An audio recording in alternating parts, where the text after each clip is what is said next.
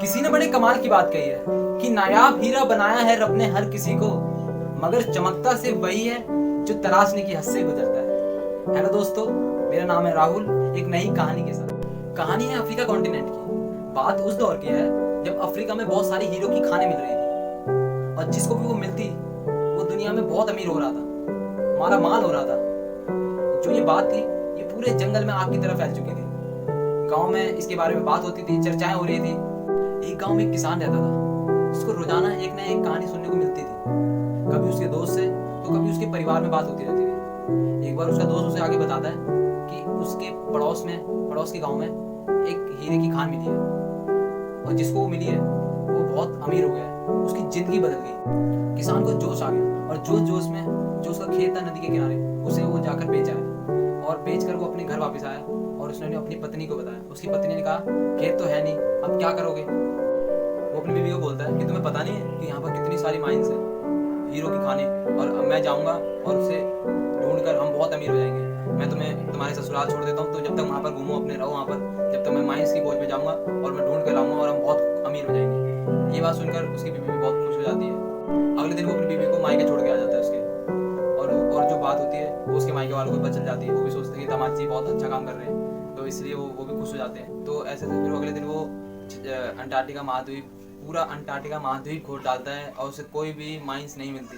वो पूरी खोजता रहता है। बहुत साल बीत जाते हैं। बहुत साल बीतने के बाद अब वो उसके आगे कोई चारा नहीं रहता। वो बिल्कुल उसका दिमाग डिप्रेस्ड हो जाता है और वो पहाड़ों से छलांग मार देता है, अपनी जान दे देता है और उसकी कहानी खत्म। पर कहानी अभी यहाँ खत्म नहीं होती, कहानी यहाँ से तो स्टार्ट होती है। और एक बार की बात है, जो दूसरा वाला किसान था जिसने उससे खेत लिया था पहले वाले किसान से, वो एक बार खेती कर रहा था उसी खेत में और नदी के किनारे उसने देखा कि वहाँ पर एक रेनबो बन रहा था, सुंदर सा रेनबो बन रहा था। तो उसने नजदीक जाके देखा तो नीचे एक पत्थर पड़ा हुआ था जिसपे सूर्य रोशनी पड़ रही थी और एक बढ़िया सा रेनबो बन रहा था। उसने वो पत्थर उठाया और उसे वो पत्थर बहुत सुंदर लगा और उसने उसे ले जाकर अपने घर की अलमारी में जाके सजा दिया।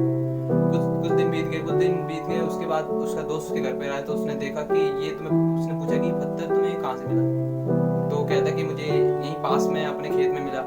उसके दोस्त ने कहा कि ये पत्थर तो बहुत बेशकीमती पत्थर है। वो भी बहुत चौंक गया कि बहुत। फिर वो कहते कि अगर तुम्हें ये पत्थर अपने खेतों में मिले तो और भी पत्थर वहाँ पर मिलेंगे, ये हो सकते हैं। इसलिए वो दोनों दोबारा वहीं पर जाते हैं और वहाँ के जितने भी पत्थर जो उन्हें मिलते हैं वो सारे उठाकर लैब में टेस्ट कराने के लिए भिजवा देते हैं। और उसके कुछ दिन बाद जब उसका नतीजा आता है, नतीजे में ये आता है कि वो जितने भी पत्थर थे और हीरे, वहाँ बहुत सारे हीरे मिले और खाने, वहाँ पूरी एक खान बन चुकी थी हीरो की। इसके बाद वो बहुत, जो दूसरा वाला किसान था वो बहुत माला माल हो चुका था और जो पहला वाला था वो तो आपको पता ही है, वो उसने पहाड़ों से कूद के जान दे दी। अपॉर्चुनिटी ढूंढने के लिए दूर जाने की कोई जरूरत नहीं होती। अपॉर्चुनिटी हमारे आसपास ही होती है, बस उसे एक बार ढूंढने की जरूरत होती है। अगर आपको इस कहानी से कुछ सीखने को मिला हो तो इस वीडियो को प्लीज़ अपने दोस्तों के साथ भी शेयर करें और लाइक शेयर सब्सक्राइब करना ना भूलें।